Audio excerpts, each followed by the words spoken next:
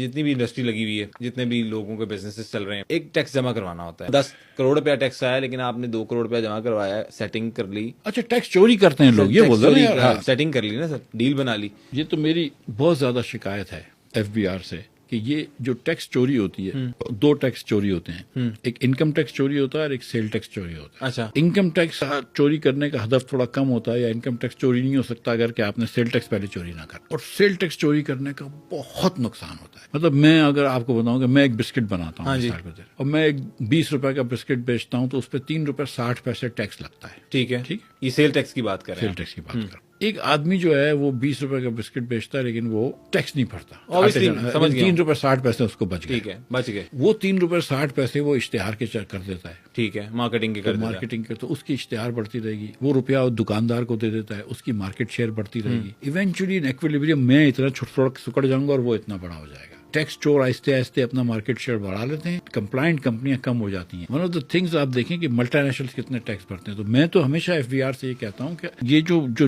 Tax cell tax جو چوری کرتا ہے وہ تو اپنے دوسروں کو بہت زیادہ نقصان پہنچاتا ہے، اپنے کمپیریٹرز کو. اور پھر اس میں حکومت کو یہ نقصان ہوتا ہے کہ جو آدمی چوری کر رہا ہے اس کا مال آہستہ آہستہ ایز اے پرسنٹیج آف وہ گرو کر جائے گا، مارکیٹ شیئر اس کا گڑ جائے گا، اور باقی جو ہے ایمانداری کر رہے ہیں وہ دبئی چلے جائے گا، وہ بڑھ گئے. بڑھ گئے.